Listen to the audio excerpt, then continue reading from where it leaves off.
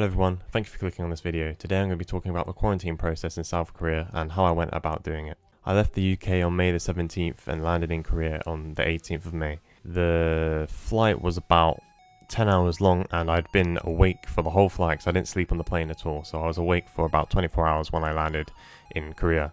I was waiting at the airport for a good 2 hours before I got moved onto the bus, which would then take me to the quarantine location. Bearing in mind I didn't know where this quarantine location was going to be, and they didn't even tell me how long the bus ride was going to be until I got on the bus. Because I'd been waiting for about 3 hours, funnily enough, on the bus, I'd really needed the toilet by then, and I was like holding on really desperately to try and survive the bus ride, which luckily I did. But yeah, that was the only difficult part about that. The rest was fairly straightforward. I just followed everything that people told me to do in the airport, and I wasn't too worried about it because I was just so tired I didn't think about anything else. Once I got to the hotel, I was greeted by people with hazmat suits, like full sort of zombie style hazmat suits, I guess you could say. So after I got off the bus, I got sat down in like a hall where there was just like 5 rows of desks with like our meals on it, and also a bunch of paperwork to fill out for the government to know where we are, what we're doing, why we're here, all of these details. I went about that, I filled it in fairly quickly, and again I wasn't really thinking straight because I was just so tired and I just had to get it done there and then. So I just got it done. After you fill the form, you're supposed to go up to a front desk, so I went up there. I went to pay and they said that my card was declined. So what they said they'll do is give me a call the next day and we'll sort it out over the phone. So that evening I go up to my room and I managed to get to sleep for about 2 hours, and then I hear a knock on my door.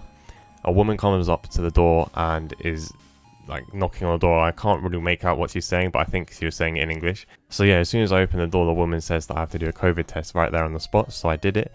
This was probably one of the more forceful COVID tests I've ever done. I was nearly like coughing everywhere. It was actually quite difficult to put up with considering, well, the lack of sleep, my general state of mind and physical state. So after I got through that okay, I just went back to bed and managed to sleep a good amount until the morning. So on screen right now is a view of outside the room. It's in a place called Yongin in South Korea, and it's in the countryside. In the background you might be able to see a theme park. That's Everland theme park, which is quite famous, I suppose.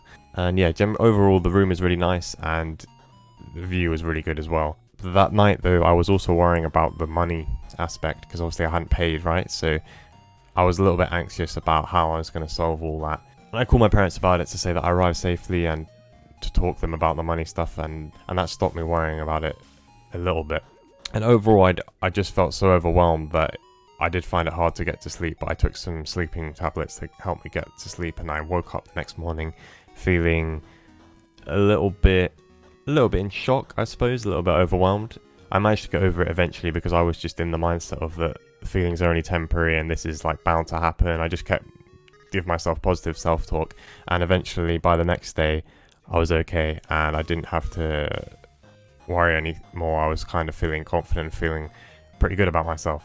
One other detail I forgot to mention was that on your phones you needed to download an app to submit your sort of health results every day, and for that to happen I had to reset my phone.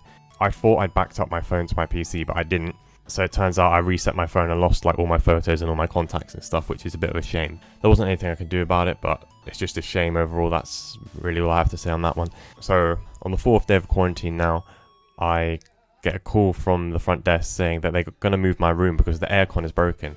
Well, obviously, first of all, I'm not really sure how they knew that, but second of all, the aircon wasn't even broken. I checked it and was using it myself and I knew it was working. So I thought it was a little bit strange. I was just like, fine, I'm just going to have to follow what they say, because they gave me a sheet on the first day that I came as well, where it says you have to like comply by the rules, otherwise you're going to get deported. So I did everything I can to comply. Now, at the time of recording this video, I'm filming it in my new room, which I've just got moved up to on the 5th day of quarantine that I'm in now. So as you can see on screen, again, the slightly less impressive view that I have now. Still not too bad though. The hotel overall is really nice and high quality, so I'm not too worried about it, and overall the service and general treatment has been really good. The meals are delivered in plastic boxes at 3 set times throughout the day.